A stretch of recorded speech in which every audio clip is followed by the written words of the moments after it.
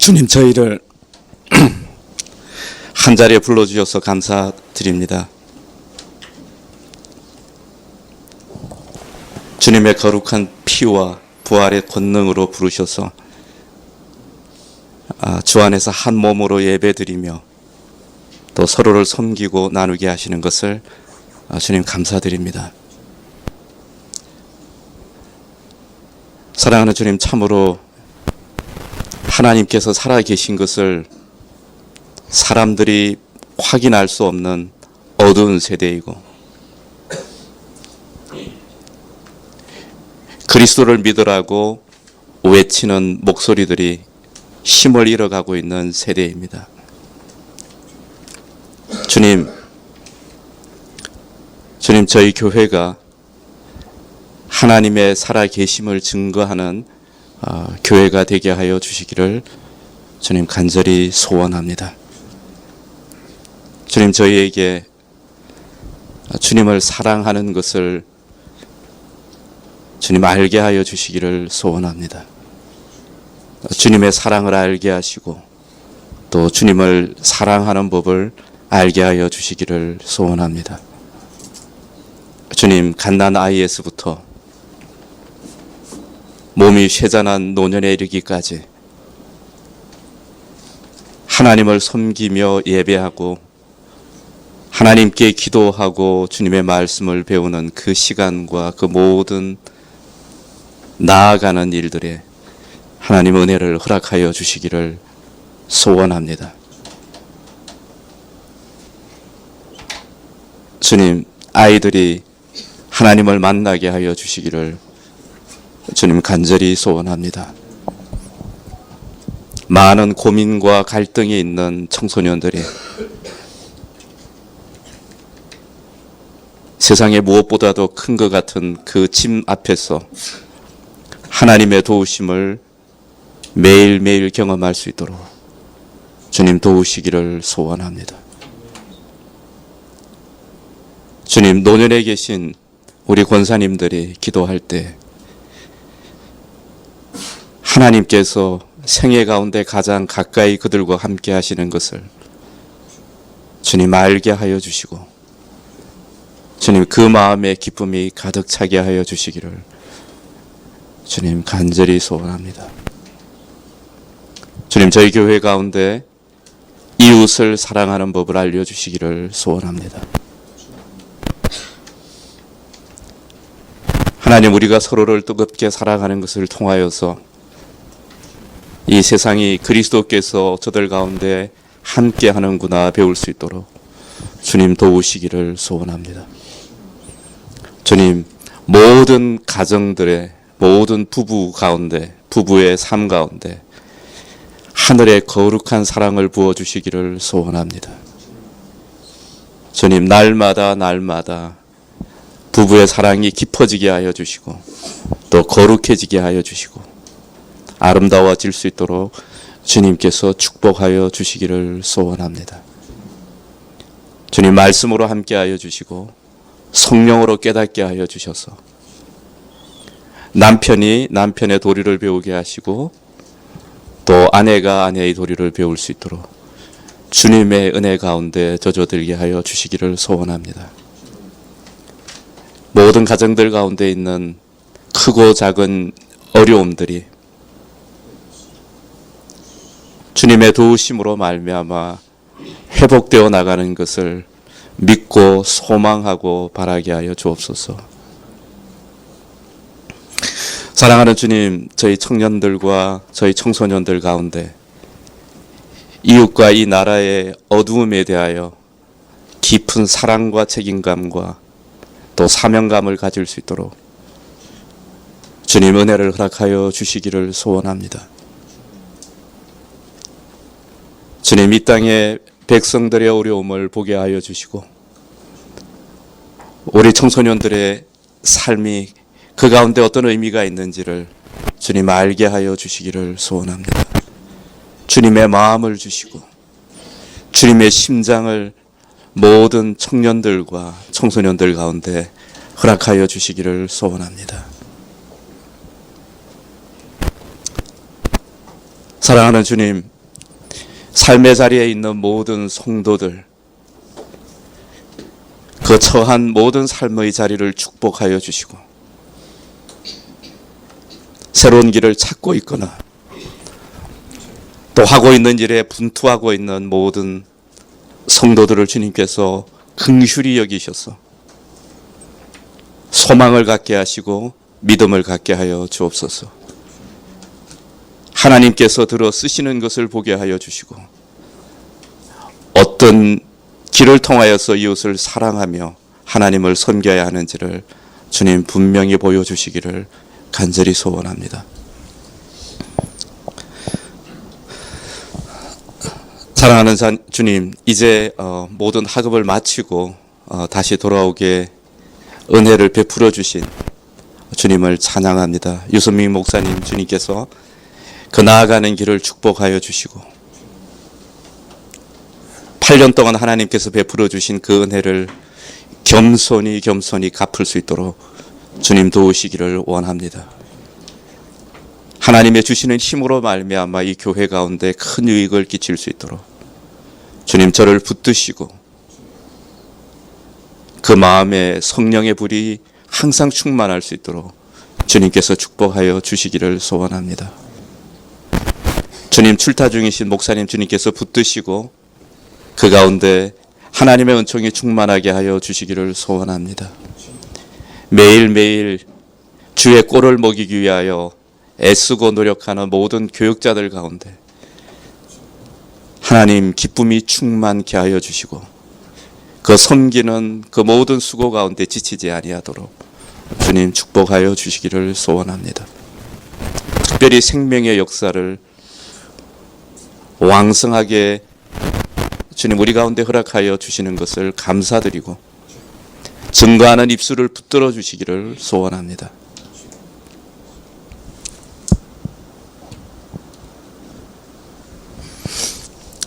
주님, 저희에게 기도를 가르쳐 주시고 또 하나님의 말씀을 열어주시기를 소원합니다. 주님, 세상의 짐들이 너무 무거워서 하나님께서 우리와 함께 하시는 것이 명백해지지 않으면 이 세상에 자주 넘어지고 주님 쓰러지며 주님 정신이 혼미합니다. 주님 저희에게 기도를 가르치시고 하나님을 참으로 찬미하는 찬양을 가르치시고 말씀을 깨달아 아는 눈을 열어주시기를 소원합니다. 주님 사랑하기를 그치지 않게 하시고 우리 형제와 자매를 사랑하는 그 모든 사랑에서 포기하지 아니하도록 주님 힘을 허락하여 주시고 용기를 허락하여 주시기를 소원합니다.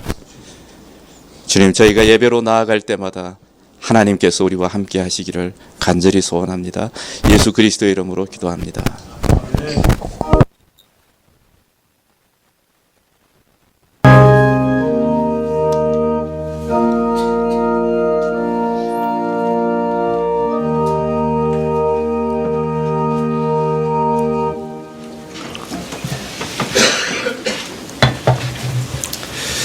오늘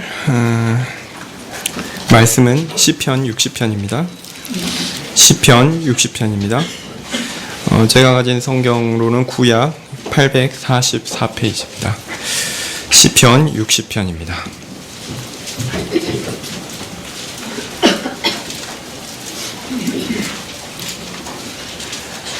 앞에 꺽쇠가 있는 부분부터 읽겠습니다.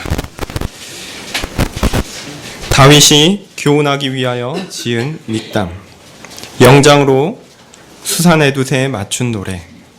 다윗이 아람 나하라임과 아람 소바와 싸우는 중에 요압이 돌아와 에돔을 염곡에서 쳐서 1만 2천인을 죽인 때에 하나님이여 주께서 우리를 버려 흩으셨고 분노하셨사오나 지금은 우리를 회복시키소서. 주께서 땅을 진동시키사 갈라지게 하셨사오니 그 틈을 기우소서. 땅이 요동함이니이다. 주께서 주의 백성에게 어려움을 보이시고 비척거리게 하는 포도주로 우리에게 마시우게 하셨나이다. 주를 경외하는 자에게 길을 주시고 진리를 위하여 달게 하셨나이다. 셀라. 주의 사랑하시는 자를 건지시기 위하여 우리에게 응답하사 오른손으로 구원하소서. 하나님이 그 거룩하심으로 말씀하시되 내가 뛰놀리라. 내가 세겜을 나누며 숫곳 골짜기를 청량하리라. 길르앗이 내 것이요 므낫세도 내 것이며 에브라임은 내 머리의 보호자요 유다는 나의 홀이며 모압은 내 목욕통이라. 에돔에는 내 신을 던지리라. 블레셋아 나를 인하여 외치라 하셨도다. 누가 나를 이끌어 견고한 성에 들이며 누가 나를 에돔에 인도할꼬. 하나님이여 주께서 우리를 버리지 아니하셨나이까. 하나님이여 주께서 우리 군대와 함께 나아가지 아니하시나이다. 우리를 도와 대적을 치게 하소서. 사람의 구원은 헛됨이니이다. 우리가 하나님을 의지하고 용감히 행하리니 저는 우리의 대적을 밟으실 자심이로다. 아멘. 성가대 찬양을 하겠습니다.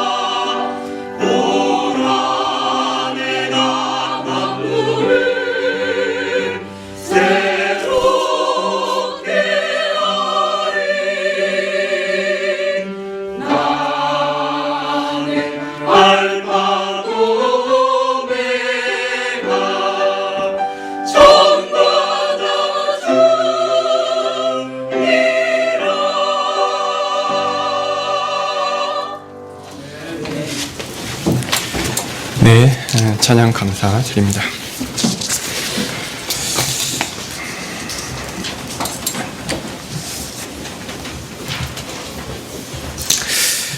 우리는 이 생에서 하루하루의 삶을 평상시의 마음과 기분으로 살아갑니다. 일상을 살아가는 데 있어서 항상 업된 상태 혹은 항상 다운된 상태로 살아가지는 않습니다. 물론 이게 왔다 갔다 하면서 이렇게 극과 극을 경험하는 거는 좀 질병에 가까운 거니까 치료를 받아야 되겠지만 일반적으로는 그냥 평탄하게 살아갑니다.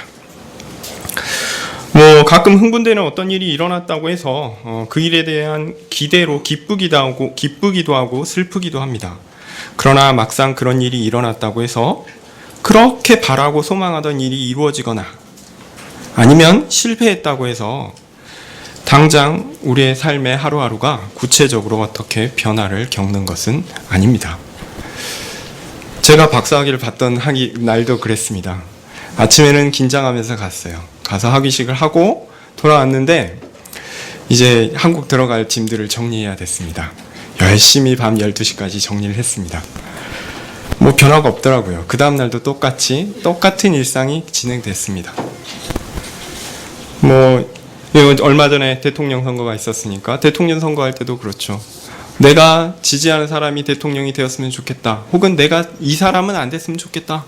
라는 것들이 어떤 사람은 이렇게 돼서 좋았고 어떤 사람은 되지 않아서 안 좋았지만 그 다음 날의 일상은 변화가 있습니까? 똑같이 회사 가고 또 학교 가고 일하러 가고 집안일 하고 똑같죠. 그런 어떤 결정적인 순간이 지나가면 이전에 경험하던 그 삶과 달라진 것이 아무것도 없는 하루하루를 겪게 됩니다. 여러분도 저에 대해서 잘 아시는 분들이 많이 있겠지만 저는 중고등학교 시절부터 또 대학 시절부터 수련회를 많이 쫓아다녔습니다. 가서 은혜 받았다고 하기도 하고요. 마음이 뜨거워지기도 하고 그랬는데 그 감동이 끝나고 집에 돌아왔을 때 특별히 저는 여기 혼자 있었으니까요. 대학 시절에 같이 자취하는 분들이랑 같이 자취하는 사람들이랑 있는데 방학 때는 다들 집에 가잖아요. 근데 저는 서울에 혼자 있었었는데 그 아무도 없는 자취방에 딱 들어가면 그 느끼는 허전함과 공허함은 바로 그 전에 수련회에서 경험했던 모르겠어요. 영적인 뜨거움 그런 것과는 너무 이질적이었습니다. 과연 우리의 삶의 실제 하루하루 살아가는 것은 우리가 하나님을 믿고 그리스도로 인한 구원을 받은 자로서의 삶과 어떤 관계가 있는가? 혹시 이렇게 생각하시는지는 모르겠어요. 교회에서 삶은 교회에서 삶이고 일상의 삶은 일상의 삶이고 우리가 혹시나 여름에 특별한 시간을 가져서 성경에 대해서 배우거나 이렇게 뜨거운 어떤 집회에 참여하거나 그걸 통해서 그 다음 해에 또 참여할 것을 기대하면서 그 나머지 시간은 버티는 기간. 혹시 그렇게 생각하시는지는 모르겠습니다. 과연 우리가 살아가는 하루하루의 삶이 예수님을 믿는 것과는 무슨 상관이 있을까요? 우리는 성경에서 위대한 신앙의 인물들의 삶을 보게 됩니다. 그리고 그들이 경험한 것을 동일하게 경험하기를 원합니다. 사실 하나님께서 성경을 주신 것은 그러한 적용의 목적이 분명히 있습니다. 그런데 그런 적용이 쉽게 느껴지십니까? 위대한 신앙의 인물들은 말 그대로 위대할 뿐이지 현실에 나라는 사람과는 그리 관계없는 것처럼 보이지는 않습니까? 오늘 시편 60편의 저자는 다윗입니다. 다윗은 어떻습니까? 다윗은 어렸을 때부터 그 총명함과 용맹함이 뛰어났던 사람입니다. 그는 연전연승의 장군이었고 뛰어난 문학가였고 복잡한 이스라엘의 정치를 통합한 행정가였고 무엇보다 하나님의 마음에 합한 위대한 신앙의 인물이었습니다. 우리는 그가 행한 일을 볼 때마다 어떻게 반응할까요? 그래, 나도 저런 사람이 될 거야. 그렇습니까? 아니죠. 그냥 우와, 대단하다, 감탄할 뿐입니다.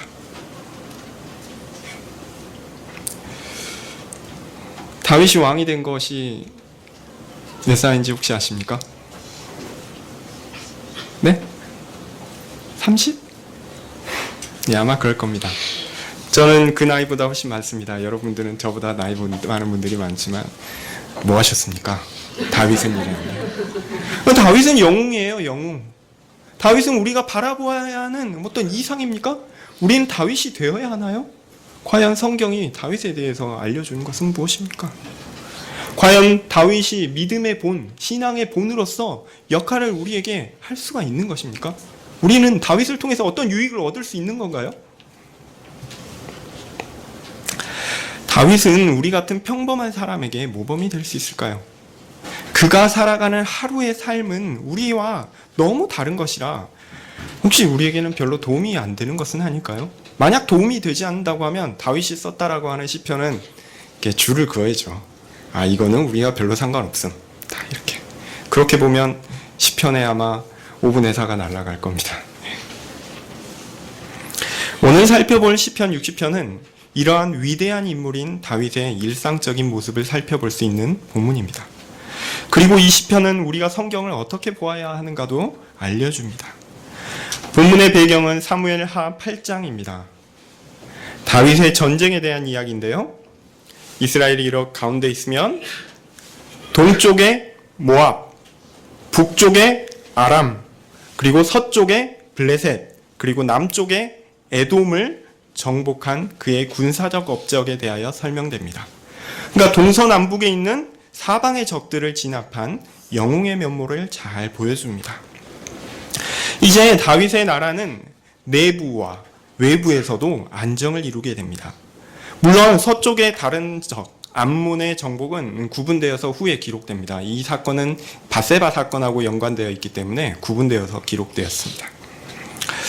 이런 다윗의 행적을 보면 로마의 유명한 카이저의 말이 생각납니다. 그가 갈리아를 정복하고 나서 원로원에 편지를 썼죠. 세 단어를 써서 보냈습니다. 페니, 비디, 비키. 왔노라, 보았노라, 이겼노라. 대단한 사람입니다. 이 말만 딱 던지니까 원로원이 이 말을 보는 순간 어떻겠어요? 그 감동이 올려왔을 겁니다. 야, 대단하다, 이 사람. 이 표현은요, 사무엘하 8장 6절에 나오는 표현하고 비슷합니다, 사실은. 다윗이 어디로 가든지 여호와께서 이기게 하시니라. 제가 다시 한번 읽겠습니다.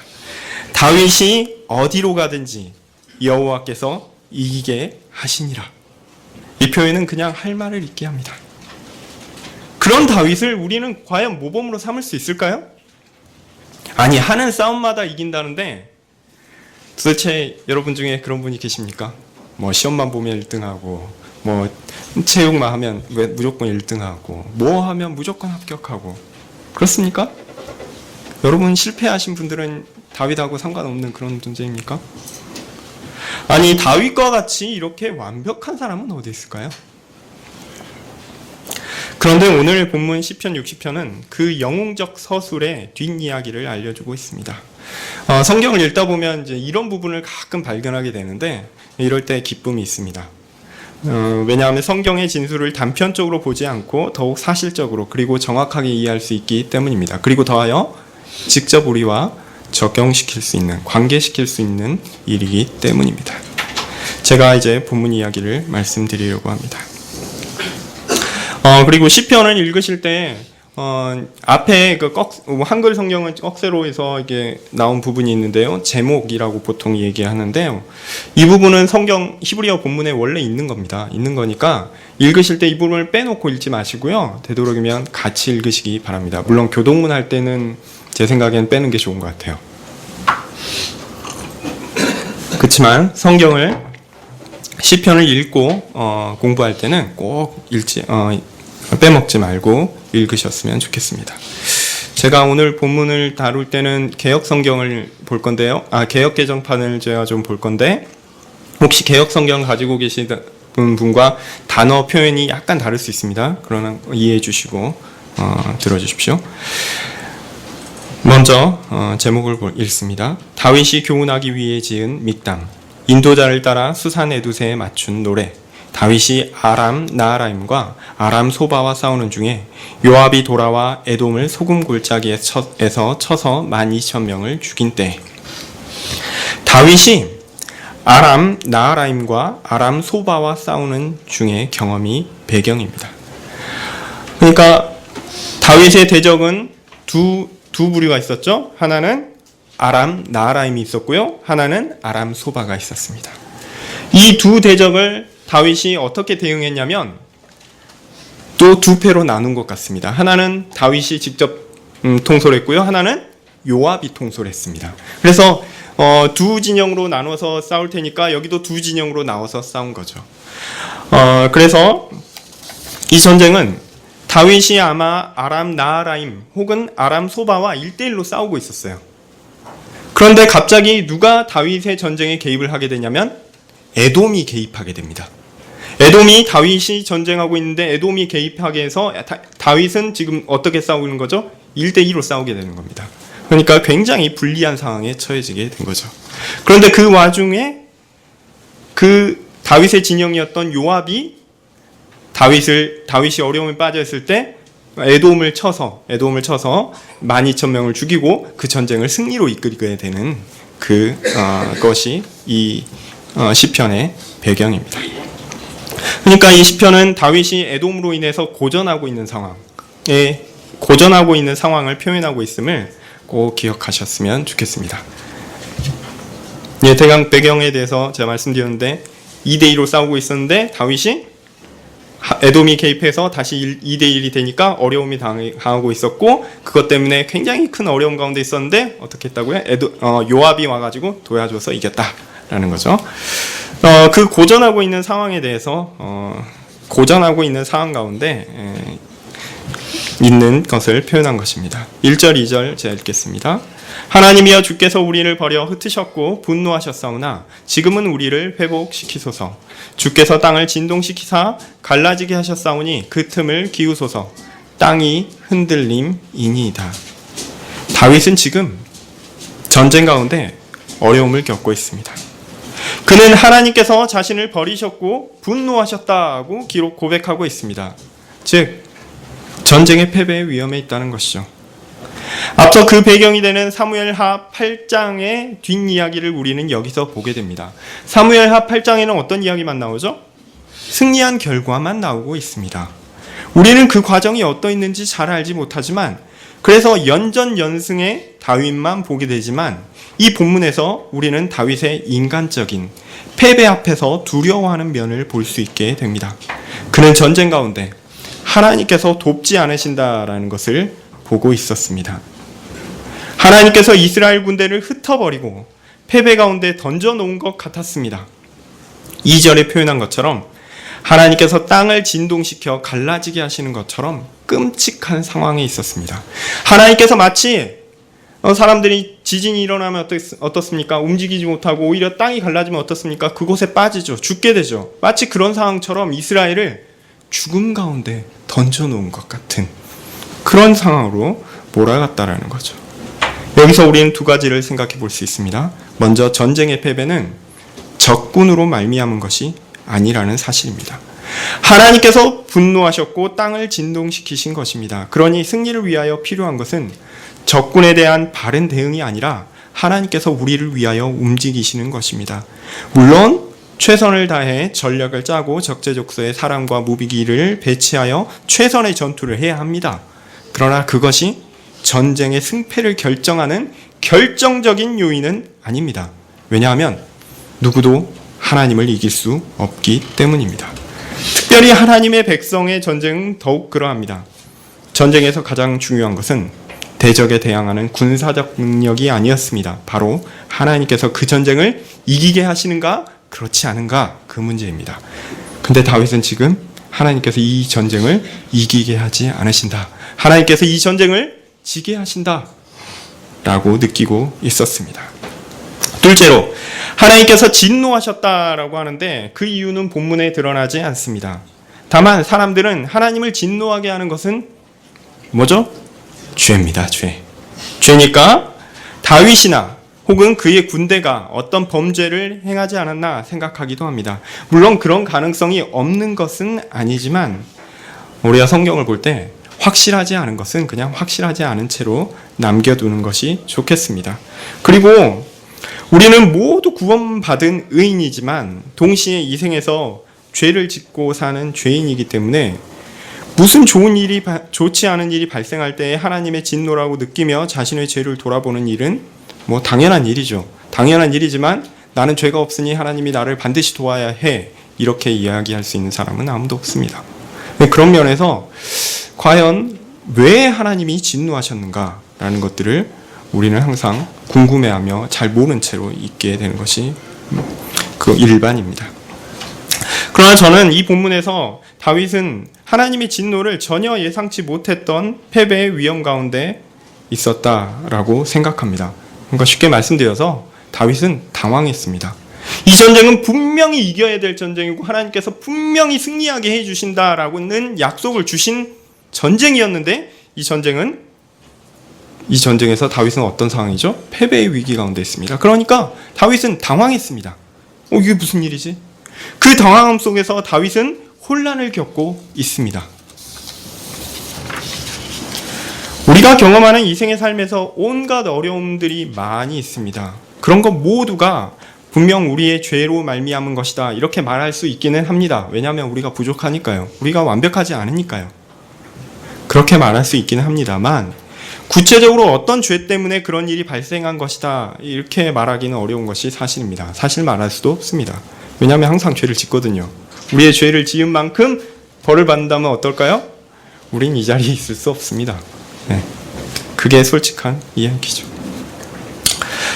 또 극단적으로 말씀드리면 우리가 그런 죄를 짓지 않는다고 하더라도 우리가 아주 선하고 아름다운 동기와 방식으로 일을 하는데도 불구하고 여전히 우리의 현실의 어려움이 사라지지 않고 오히려 더욱 악화되는 일들이 사실 많이 있습니다. 나는 전심으로 최선을 다하여 돕고 베풀고 사랑하는데 상대방은 나를 계속 오해합니다. 실제로 내가 베푼 그 최선의 행위로 인해서 상대방이 불이익을 당하는 일들이 발생합니다. 나 자신이 통제할 수 없는 그런 상황 가운데 나의 진심을 누구도 알아주지 않습니다. 진심은 통하나요? 통하지 않습니다. 진심은 통한다고 믿으시지 말기를 바랍니다. 진심은 안 통합니다. 안 통해요. 이 세상에서 진심은 결코 통하지 않습니다. 그건 순진한 생각입니다. 선하고 아름다운 것이 분명하다고 믿으나 현실에서 드러나는 결과는 오해와 아픔과 고통과 남에게 주는 상처입니다. 상처를 주고 싶지 않은데도요, 상대방은 상처를 받아버려요. 집에서 맨날 경험하시잖아요. 네. 나는 최선을 다하는데 상처를 받아요. 어떻게 하라고? 답답한 일이죠. 우리는 일상생활에서 그렇지만 다윗이 지금 겪고 있는 현재의 곤란은 사실은 이와 똑같은 것입니다. 유사한 것입니다. 분명히 이 전쟁은 하나님께서 명령하신 것입니다. 그래서 그것을 성실하게 준비했고요, 최선을 다해서 행하고 있습니다. 그런데 그 일이 잘 안 풀립니다. 하나님의 뜻 가운데 선한 일을 하는 것이 분명한데 도대체 길이 막힙니다. 이것은 하나님의 뜻이 분명해 라고 생각했는데 그 일이 안 돼요. 다윗은 그렇게 하나님의 전쟁을 하고 있는데 실패가 자신의 눈앞에 있습니다. 여러분, 그때 다윗은 어떻게 했습니까? 좌절하지 않고 용감하게 일어나서 그 일을 했습니까? 아닙니다. 그는 좌절하고 있습니다. 하나님께서 나를 죽이신다 하고 있습니다. 이런 그의 마음을 잘 보여주는 구절이 3절입니다. 주께서 주의 백성에게 어려움을 보이시고 비틀거리게 하는 포도주를 우리에게 마시게 하셨나이다. 하나님께서 하나님의 백성에게 어려움을 보이셨습니다. 그리고 취하게 만들어서 자신을 제어할 수 없고 몰락으로 몰아가는 진노의 포도주를 마시게 하셨습니다. 우리는 포도주 하면 그 잔치에서 이렇게 축제에서 마시는 그 포도주를 연상하는데 이 포도주는 진노의 포도주입니다. 이걸 마시면요, 취해서 자신을 통제할 수 없어요. 자신을 제어할 수 없어요. 그래서 죽게 됩니다. 이제 다윗 앞에 보이는 일은 망하는 것이었습니다. 전쟁의 패배가 눈앞에 와 있습니다. 우리는 하나님께서 하시는 일을 이해하지 못할 때가 너무 많습니다.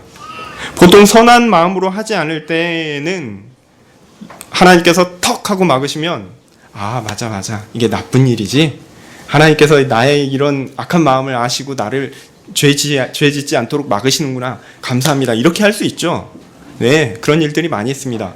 그런데요, 정말 선한 일을 할 때 그런 일들이 발생하면 견디기 어렵습니다. 정말 견디기 어렵습니다. 도대체 왜 내게 이런 일이 있는 것인가? 소리칩니다. 그런 일들이 있습니다. 분명히 하나님의 뜻인데 내가 최선을 다했는데 길이 막혀요.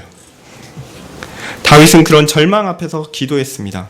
패배를 눈앞에 두고 당황함과 두려움이 가득할 때에 그는 기도합니다.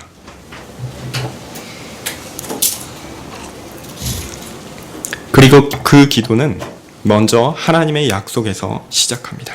4절입니다. 주를 경외하는 자에게 깃발을 주시고 진리를 위하여 달게 하셨나이다. 하나님을 알고 마땅히 하나님께 드릴 경배를 드리는 자에게 승리를 주시는 분입니다. 오늘 본문은 번역을 다양하게 하기도 하는데요, 제가 볼 때는 개역개정의 번역이 참 좋은 번역인 것 같습니다.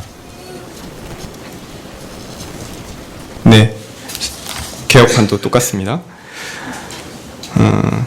깃발은 군대의 깃발입니다. 이 군대의 깃발은 뭘 의미하는 거냐면 승리를 가리킵니다. 그래서 많이 쓰는 말이 있죠. 여호와 니시. 예.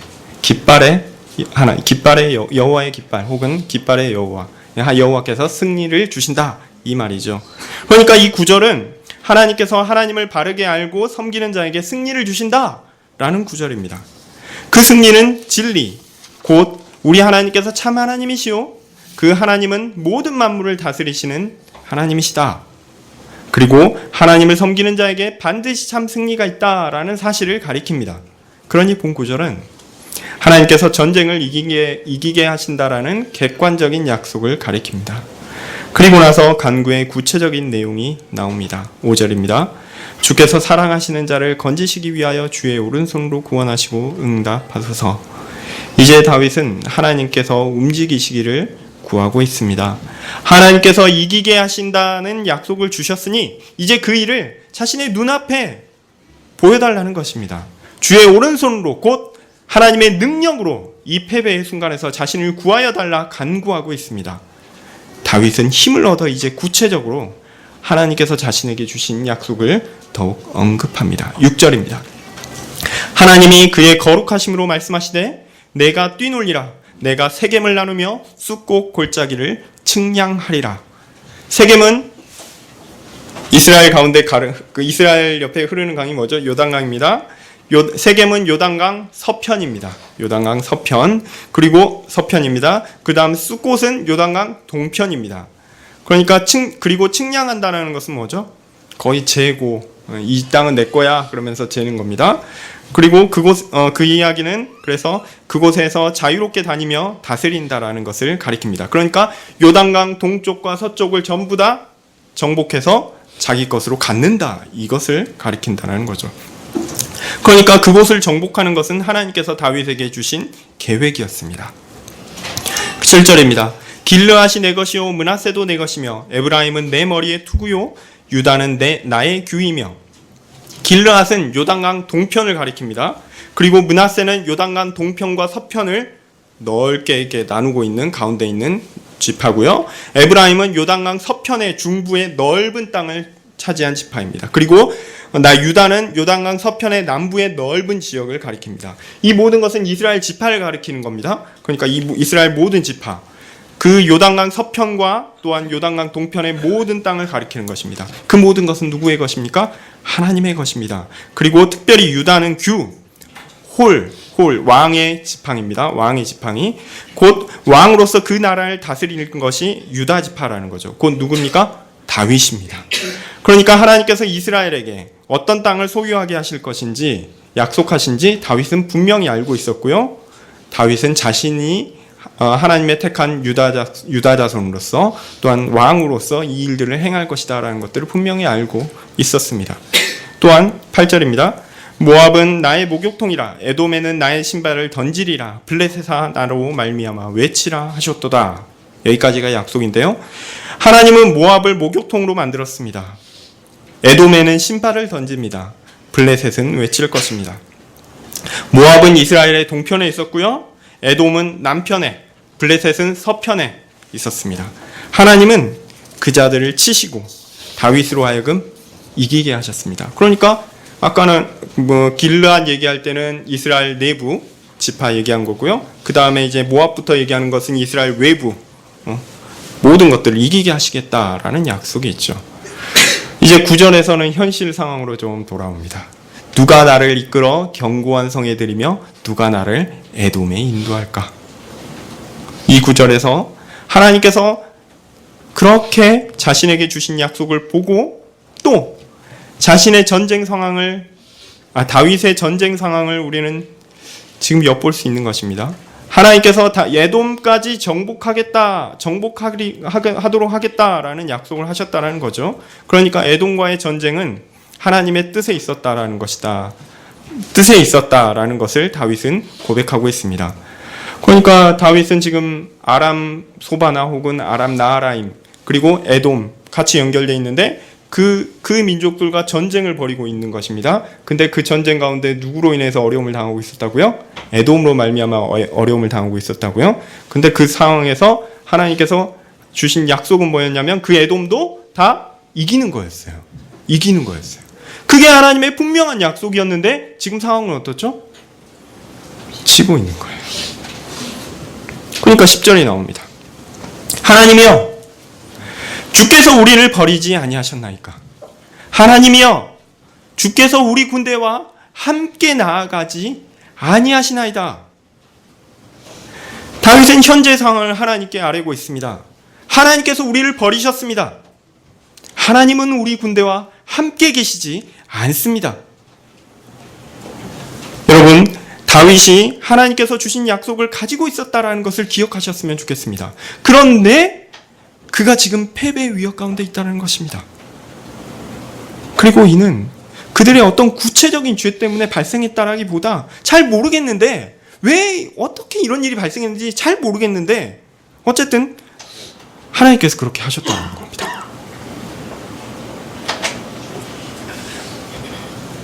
그러니 상황이 답답한 것입니다. 다윗은 그렇게 하나님께 그 상황을 그대로 고하고 있습니다.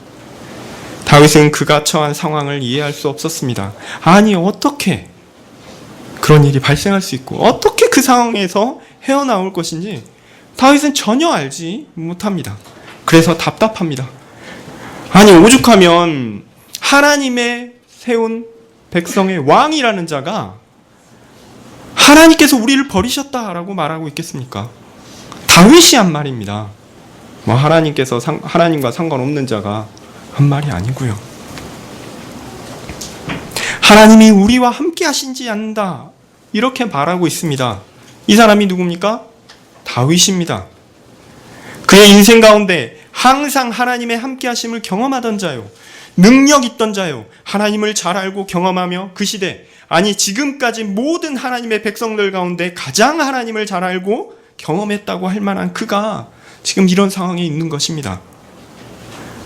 하나님을 잘 알고 잘 섬기고 그의 뜻을 따라 살고자 최선을 다하는 사람이 지금 경험하고 있는 것은 하나님께서 자신을 버린 것 같다라는 거죠.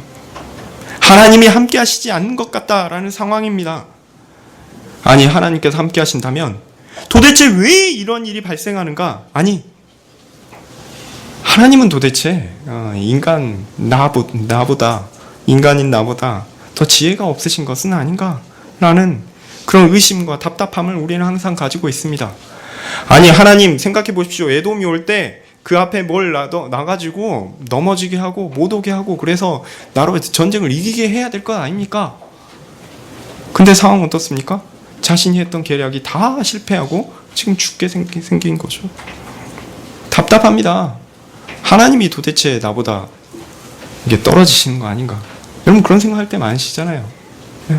다윗이 지금 표현을 거기까지는 안 나갔지만 아마 그렇게 생각하고 있을 겁니다. 답답한 일이죠. 11절입니다. 우리를 도와 대적을 치게 하소서. 사람의 구원은 헛됨이니이다. 이 문제를 해결하기 위해 필요한 것은 무엇입니까? 인간의 지혜와 대책입니까?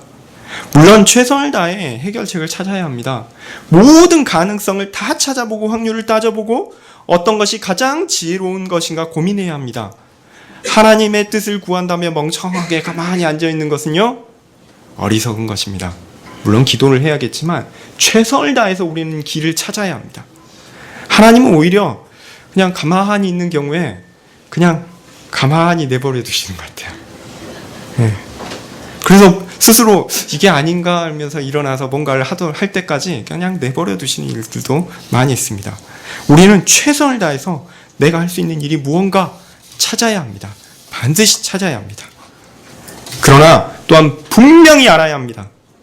이 모든 일은 하나님으로 인한 것이다 라는 사실입니다. 그러니까 누가 나서야 됩니까? 하나님이 나서야 합니다. 하나님이 나서서 이 문제를 해결해 주시지 않으면 안 됩니다. 우리는 앞뒤 사방이 막혀 어떤 길도 보이지 않을 때를 많이 경험합니다. 이런 일도 많이 있으시잖아요.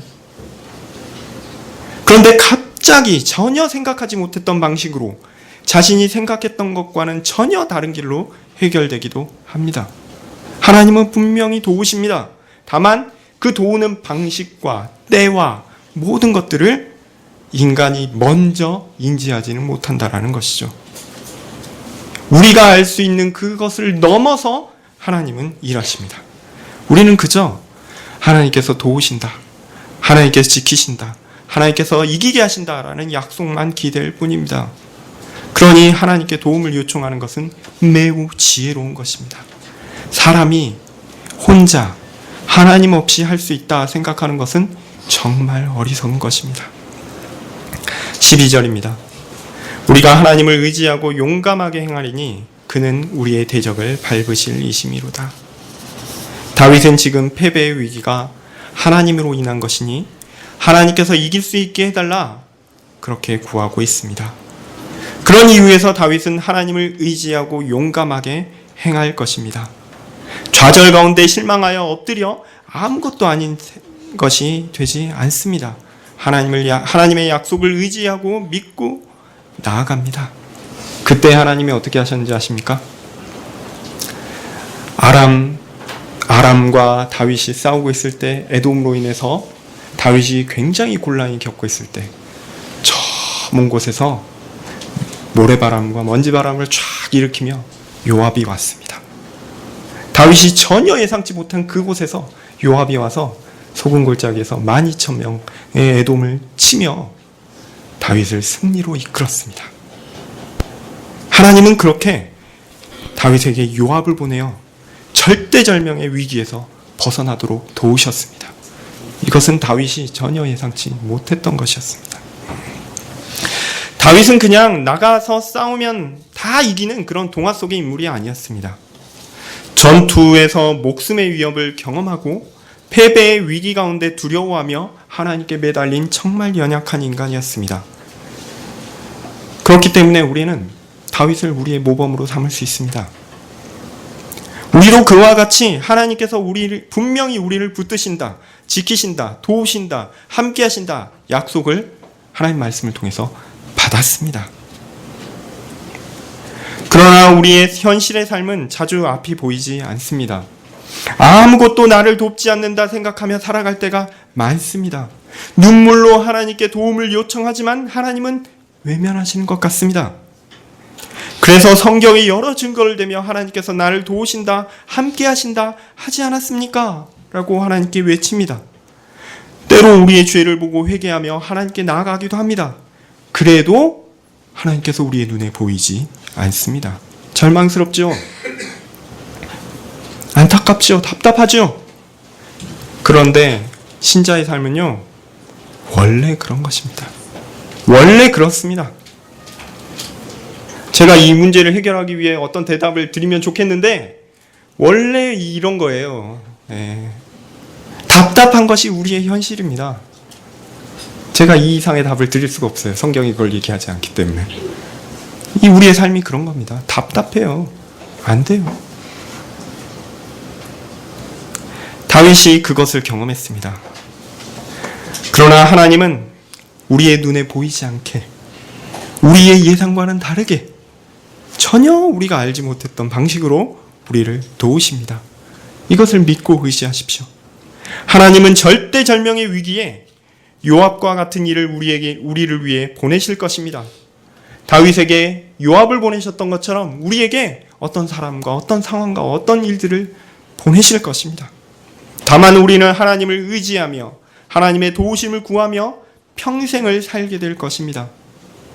그것이 우리의 삶입니다. 이것이 다윗의 승리요, 또한 영전입니다.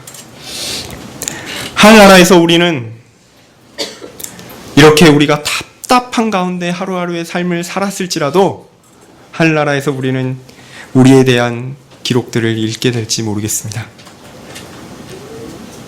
제 이름을 너무 좀 그런데 네. 누구누구가 어디로 가든지 여호와께서 항상 이기게 하시니라. 기도하겠습니다. 하나님, 우리의 삶은 답답합니다. 하나님, 우리의 삶은 앞이 보이지 않습니다. 하나님, 우리는 매번 하나님이 우리 가운데 계신가 답답해하며 하나님께 부르짖을 때가 많습니다. 그러나 하나님이 우리에게 말씀하신 것이, 약속하신 것이 또한 있는 것을 분명히 압니다. 그 약속과 말씀을 의지하여 하나님께 간구합니다. 하나님, 우리에게 우리가 알지 못하는 구원과 도움과 힘을 주십시오. 그리고 우리가 하늘나라 가서 하나님께서 우리에게 그렇게 이기게 하신 그 모든 일들을 깨달을 때 하나님께 감사하며 찬양하게 하여 주시옵소서. 예수님 이름으로 기도합니다. 아멘. 찬송가 93장입니다.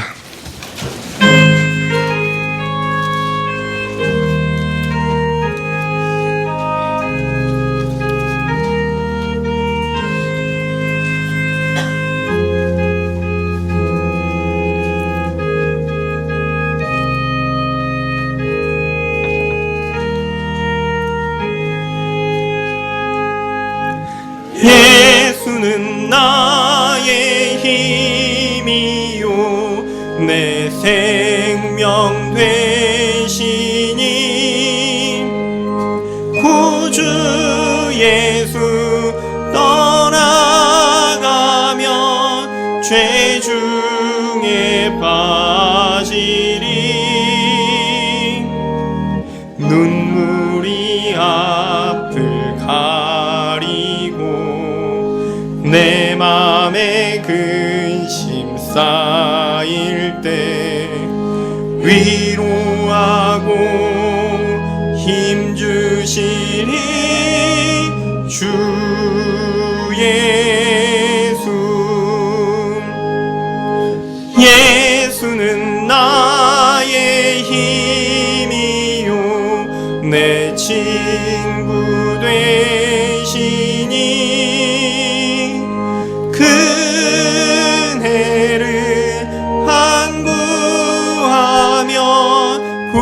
풍성히 받으리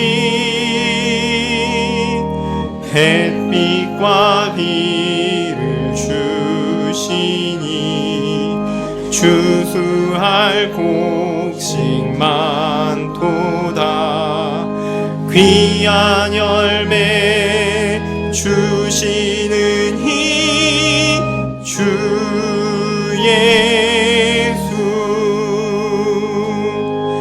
예수는 나의 힘이요 내 기쁨 되시니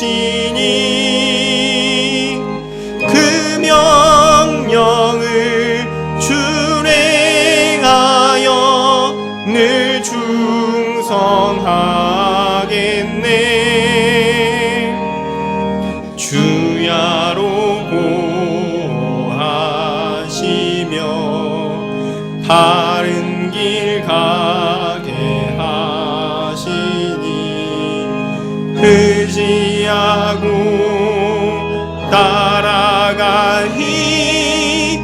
주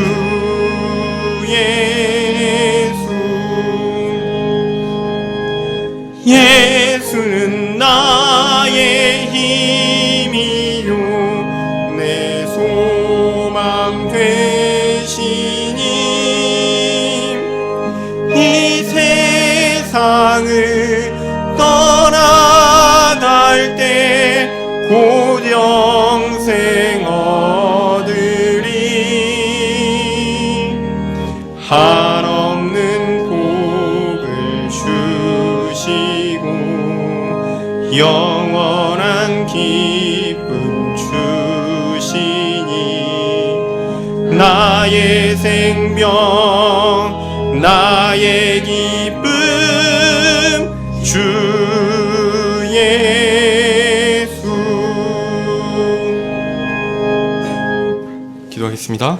주 예수 그리스도의 은혜와 하나님의 사랑과 성령의 교통하심이 여기 모여 삶의 답답함과 안타까움과 하나님 앞에서 막힌 것 같은 그런 상황에서도 오직 하나님의 약속과 하나님의 뜻과 또한 하나님의 도우심을 믿고 의지하는 모든 무리와 함께 있을지어다.